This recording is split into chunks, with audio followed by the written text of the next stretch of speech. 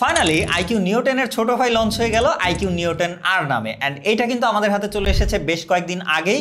মোটামুটি বেশ কয়েকদিন এটা ব্যবহারের পরে ফাইনালি এতে কতটা কস্ট কাটিং করা হয়েছে আইকিউ নিও 10 থেকে সেটাই জানাবো আজকের এই ভিডিওতে। এই স্মার্টফোনটা কিন্তু ঈদের 2-3 দিন আগেই বাংলাদেশের মার্কেটে চলে এসেছে, বাট আমাদের হাতে কিছুদিন পরে এসেছে, যাক ভালোই হয়েছে কারণ এর প্রাইসটা কিন্তু অনেকটাই কমে এসেছে। কারণ প্রথম যখন এসেছিল তখন কিন্তু এর প্রাইস অলমোস্ট 42-43 হাজার টাকা ছিল, বাট এই মুহূর্তে কিন্তু সেটা কমে এসে লাইক টেলিকমে এখন এই স্মার্টফোনটা পাওয়া যাচ্ছে মাত্র 38,500 টাকায়। সো প্রাইসটা কিন্তু বেশ ভালো একটা লেভেলে নেমে এসেছে অ্যান্ড যার জন্য কিন্তু এই ভিডিওটা আরও জমজমাট হয়ে যাবে। সো ভিডিও শেষ করার পরে কেউ যদি কেনার সিদ্ধান্ত নিয়ে থাকেন চেক করবেন আমাদের আজকের ভিডিও স্পন্সর লাইক টেলিকমের ফেসবুক পেজে।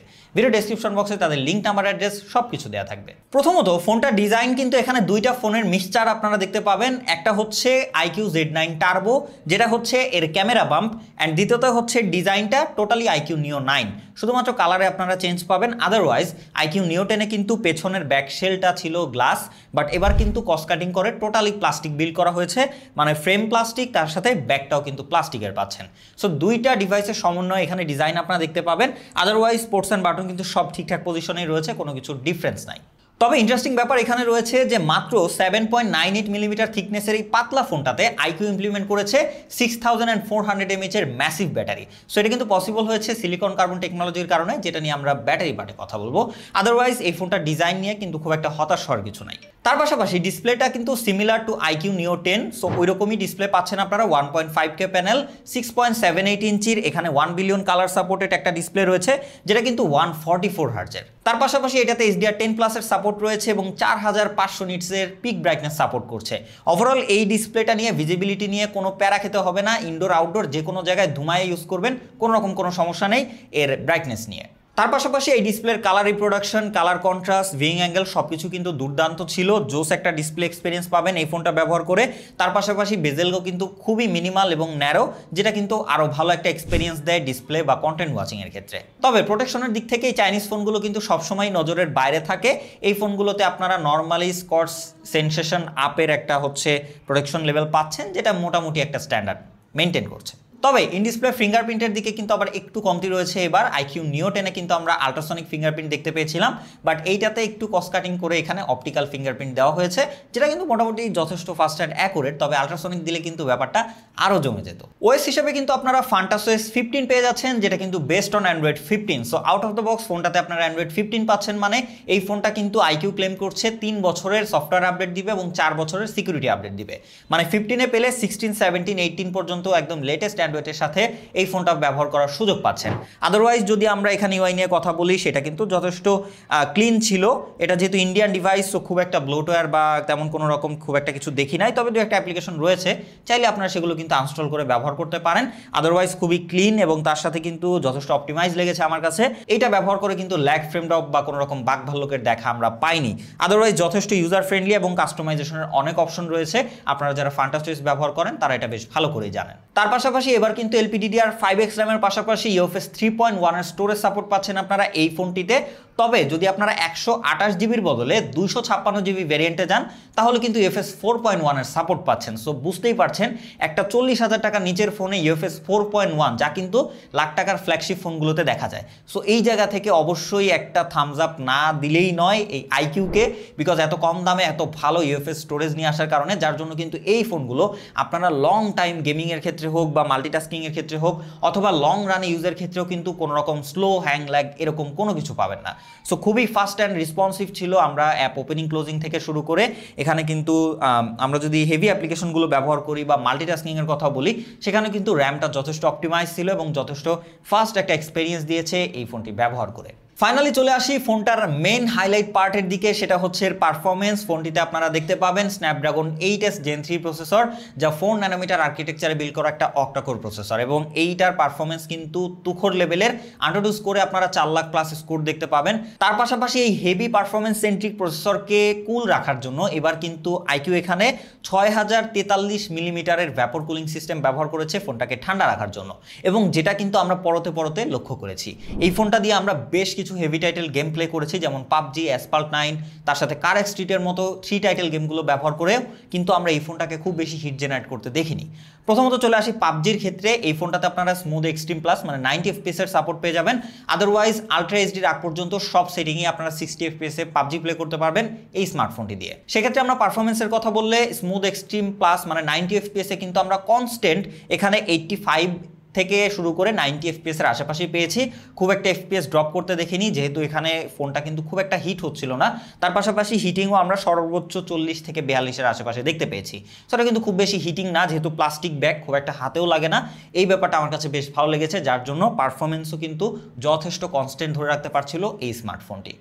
তার পাশাপাশি ফোনটা দিয়ে কিন্তু আমরা কল অফ ডিউটি প্লে করে দেখেছি, সেক্ষেত্রে কিন্তু 120 FPS একদম পানির মতো এক্সপিরিয়েন্স দিচ্ছিল, কারণ এইটা মোটামুটি অপটিমাইজ একটা গেম, এই দিক থেকে কোনো রকম প্রবলেম নাই। তার সাথে সাথে খুব একটা হিটিংও দেখতে পাইনি আমরা এই গেমটা খেলে, কারণ এটা কিন্তু খুব একটা হেভি আর গেম না। তার পাশাপাশি এইটা দিয়ে কিন্তু লং টাইম গেমিং করেও আমরা খুব একটা পারফরমেন্স ড্রপ করতে দেখিনি। আদারওয়াইজ খেলেছি আমরা এই মুহূর্তে খুবই হাই গ্রাফিক্স এবং ডিমান্ডিং একটা গেম, সেটা হচ্ছে কার স্ট্রিট, যার গ্রাফিক্স কোয়ালিটি কিন্তু অন্য লেভেলের এবং খুবই হেভিয়ার একটা গেম। এবং এইটা আমরা এই স্মার্টফোনটি দিয়ে একদম ফুল ম্যাক্স আউট গ্রাফিক্সে প্লে করে দেখেছি।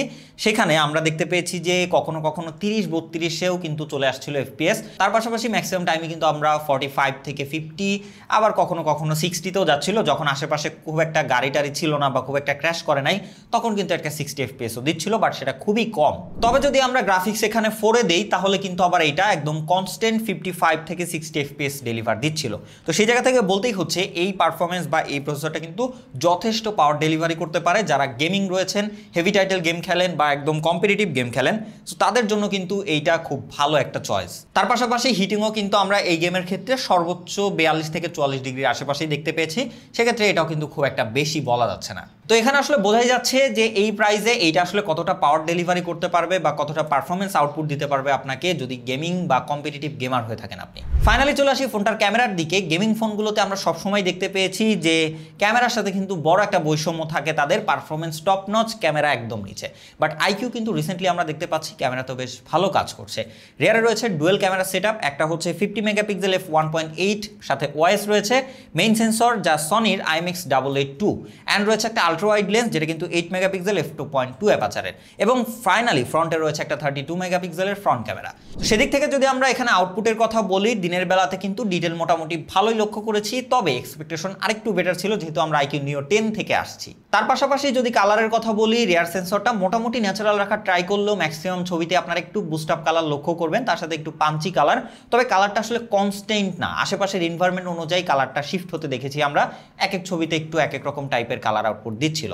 তবে ডাইনামিক রেঞ্জ বেশ ভালো মতো মেনটেন করতে পারছিল, এক্সপোজার ব্যালেন্স এবং লো লাইট এরিয়াগুলো কিন্তু বেশ ঠিকঠাক মতোই হ্যান্ডেল করতে পারছিল।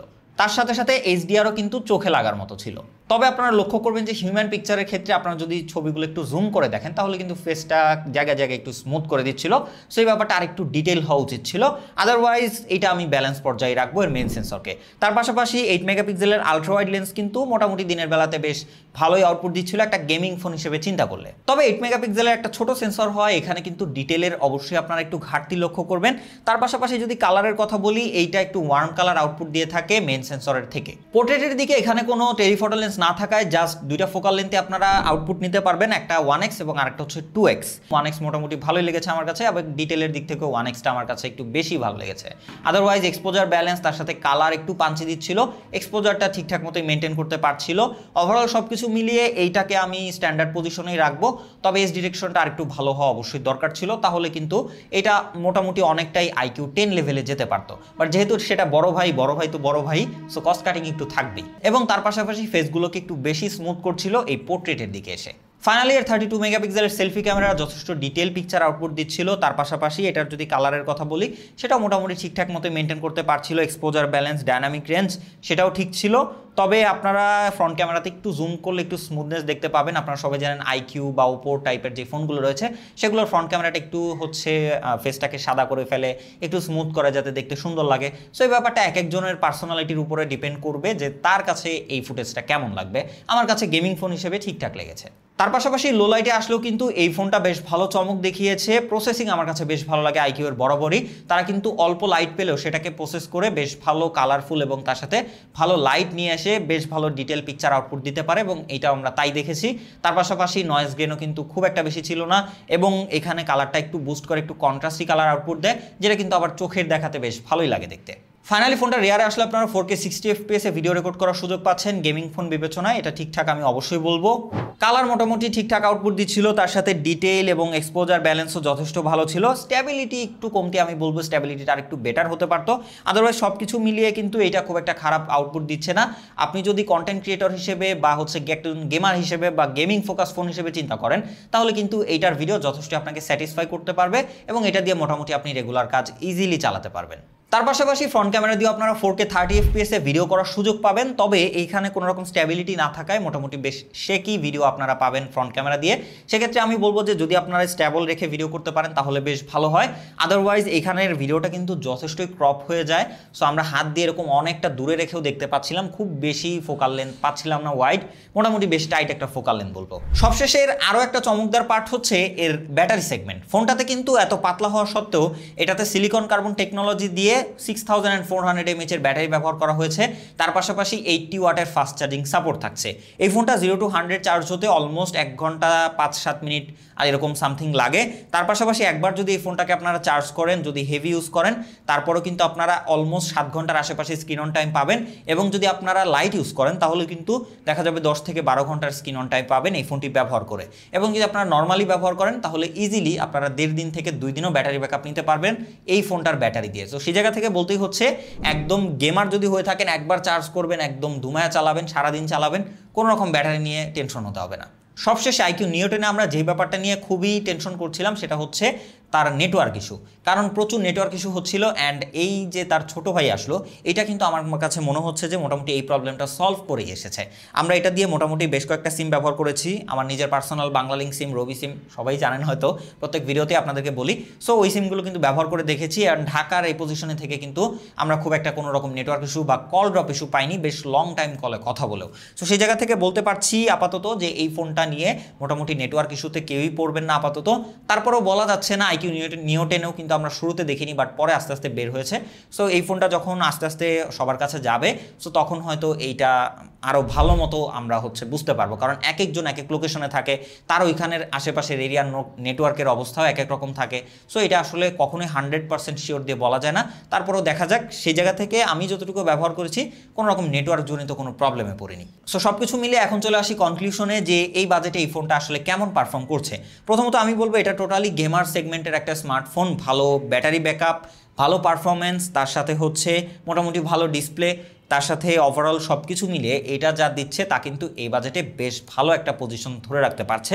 তবে যদি প্রাইসটা আরও কমে যায় তাহলে কিন্তু এটা একদম বেস্ট ডিলের দিকে চলে যাবে। যেমন এইটার প্রাইস বের হওয়ার পরে 42,000-এর মতো ছিল, এখন এটা 38,000-এর আশেপাশে চলে এসেছে। এটা যদি 36-35,000-এ যায় একদম চোখ বন্ধ করে বেস্ট ডিল হবে। বাট এই পজিশনে থেকেও কিন্তু এটা খুব একটা খারাপ না আমি বলবো। দুইটা ফোনের মাঝামাঝি থেকে এই 10R কিন্তু বেশ ভালো একটা অফার দিচ্ছে আপনাকে। সো কেনার যদি চিন্তাভাবনা থেকে থাকে তাহলে নিয়ে নিতে পারেন, খুব একটা টেনশন করতে হবে না আশা করি এই ফোনটা কিনে। আমাদের আজকের ভিডিও এই পর্যন্ত। এর থেকে বেশি ডিটেল কিছু জানার থাকলে অবশ্যই কমেন্ট বক্স খালি রয়েছে। ভালো লেগে থাকলে লাইক, কমেন্ট, শেয়ার, সাবস্ক্রাইব করে পাশেই থাকবেন। খোদা হাফেজ।